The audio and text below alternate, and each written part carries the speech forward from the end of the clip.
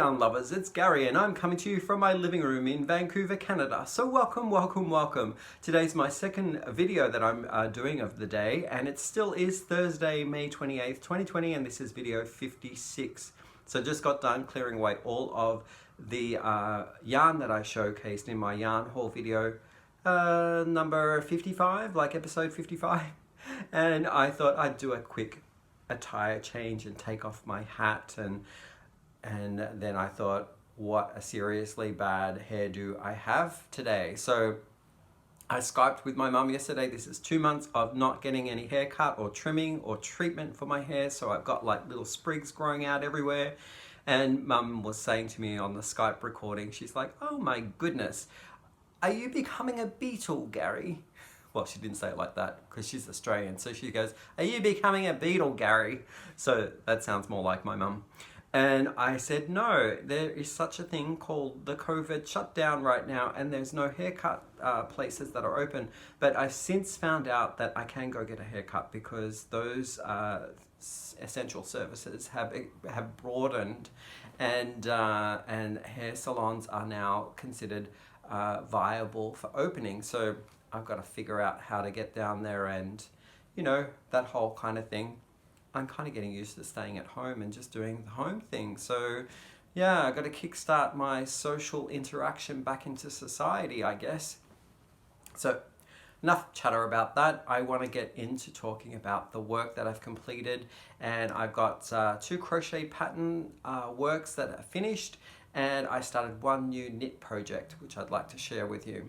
So you may recall in the last episode I showcased about maybe a third of this number here that I had crocheted up from, I guess it was inspired by the pattern called the Elena Wrap. It's a free pattern online, and I'll link it down below. It's from Premiere. And yeah, so it was a pattern that had one chevron arrow construction for the wrap, and it used pretty much like it spanned the whole width of this wrap here. But I decided to challenge myself, just as a mathematic thing as well, to figure out how to do 2 arrows instead of the 1 and halve everything. So I came up with this kind of I guess fabric and pattern.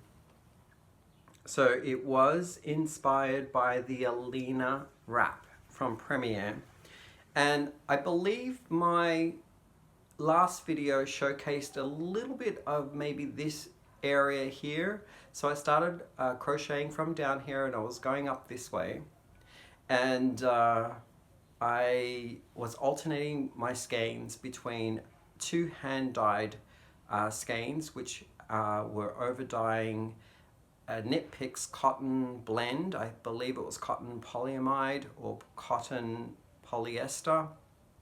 I will have a copy here. Actually, I can tell you exactly what the makeup was. 75% Pima cotton and 25% acrylic. So it was a worsted weight, and originally the collection that I had over dyed was in their Color Mist series, and the colorway was called River Bluff. So I over dyed it with 3 different colors. So the first one, the majority of it being Aztec Gold. So in the stronger yellow skein, you can see that it was more saturated Aztec Gold. And then the second one here was a slightly more diluted Aztec Gold. So it kind of like ombreed between the two, or I should say blended between the two. And I also used a little bit of chestnut brown within the wash version of the skein. Then I worked up and I added in a second skein of the same base. It was the Knit Picks Color Mist series, and I had over dyed it with the Aztec Gold as well as Scarlet, but the Scarlet dye that I used came out more of a rose color. So I love the way that it worked up. because the hank was half dipped in the Aztec gold and then rotated and half dipped into the scarlet, I got these checkers. So kind of like a, Happy said it looked a little bit like candy. So I guess he was thinking about those string candies that that you can make wearables out of, like, I don't know, tops and stuff like that.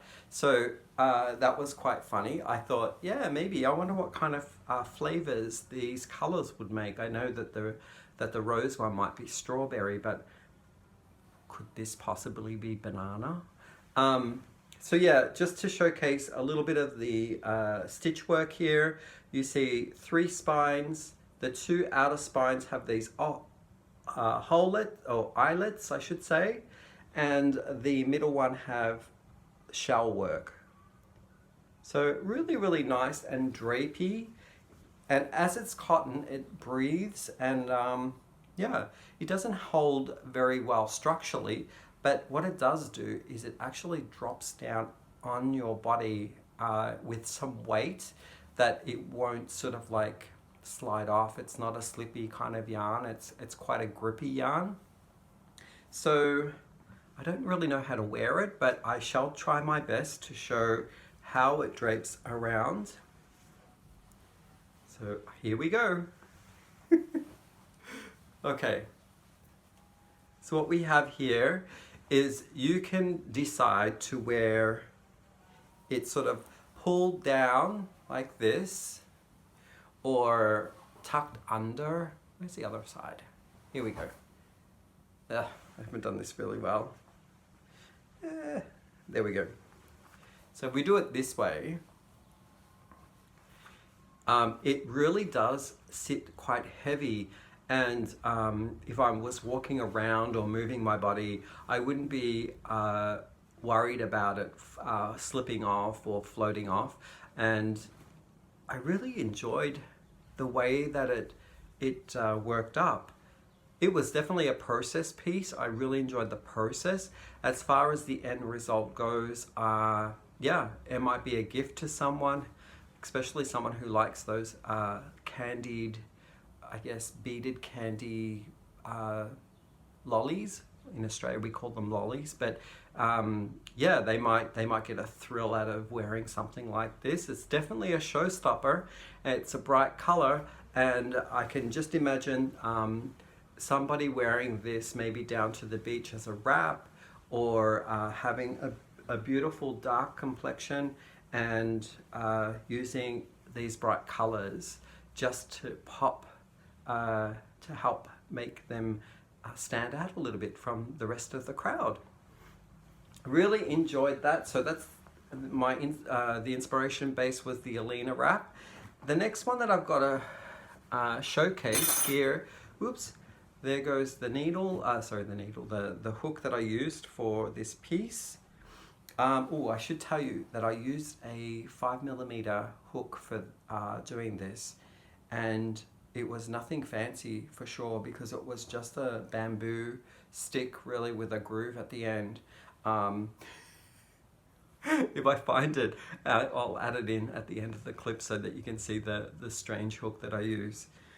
This one was a metal hook, and it was I believe a Susan Bates hook, number 5mm as well. And this one was the Stormy Sea Scarf. Just amazing. So I finished it. I believe I had done my first 2 repeats of the 18 rows, and then I have now done a set of 8 more rows, and it just came out phenomenal. I love this. Again, the process base hook work was what really kept me going on this one. So check this out. It is on the bias, and these are feather fan kind of pattern work that undulate through a wave kind of structure. And somebody asked me in the description box, sorry, the comment box, what the bias meant, and it means it's on an angle. So you are adding and subtracting stitches, and as you do that, your work pattern goes on an angle. So that's what they call the bias. Really, really love the fabric. So again, I'll just showcase the pattern. It's a free one. It's called the Stormy Sea Scarf, and it's by Dorian Owen. So this is it. It's a 2-page pattern, and it's an 18-row repeat. And they make suggestions on how many repeats. They make suggestions on the border. I should say she makes suggestions on the border, because look at this happy designer down here, a little blurb about her as well. So I'm so fascinated to read stories on like these amazing designers that come up with such work like this. And Dorian must be somewhat of a math magician, really, magic with numbers and stitches, because I don't know how someone dreams up all of these wonderful patterns to repeat over 18 rows. So yeah, I used a, oh, that looks so cool. Oh my goodness, that's awesome. I love it. So I used a 5mm crochet hook, and it was another yarn that I over dyed, and here's one of the hanks that is that was not added to this scarf, and it is from the Cashmere Gold, which I got from Hobium Yarns, and it was originally in a beige color, and I over dyed it with greens, teals, and a bit of the fluorescent yellow. And as I was putting away my my yarn haul just moments ago, look at this hair, holy smokes, I stumbled across one of the Malabrigos that I had purchased, and I was really surprised at how close the Malabrigo one was to the one that I hand dyed. I mean, there is slightly more bluish hues or gunmetal grey, but you can see why now I actually purchased this colour, because I had been working with it when I made the purchase. So this is my one, and this is the Malabrigo one. Kind of similar. There's only one colour that I don't have in that, and that's that gunmetal grey, which I do have a little bit there in the hank. So yeah, I really enjoyed making this one. It was definitely the process. I loved it. So now I am done with those things. I thought this morning when I was looking at what I needed to show in my knit stuff, because I haven't done any knit stuff, was start a new project.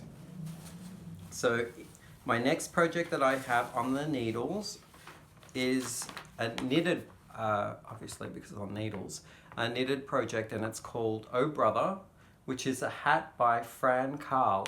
And I have had this hat the pattern for since October, because I went to a fiber festival here, and I met the designer, and I purchased the pattern directly from her, which was lovely, and she told me the whole story about the Oh Brother hat, and I loved that story. So what I like about like all the designers and crafters out there is that there's always a story behind what inspires them to make something or spend time, you know, crafting or calculating hours and hours and days of this painstaking project that they have in mind.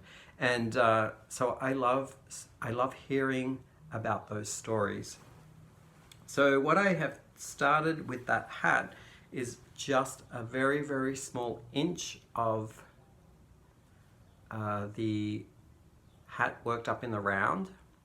And what this hat does, it starts off with my learn for the week, which is a what is this, a provision cast on. So I am doing my very first provision cast on, and later down the way where the instructions tell me I have to pull the safety, or it's actually a safety line of single crochets out from the provisional cast on, and then I have live stitches that I've got to recapture, and I start knitting in the other direction.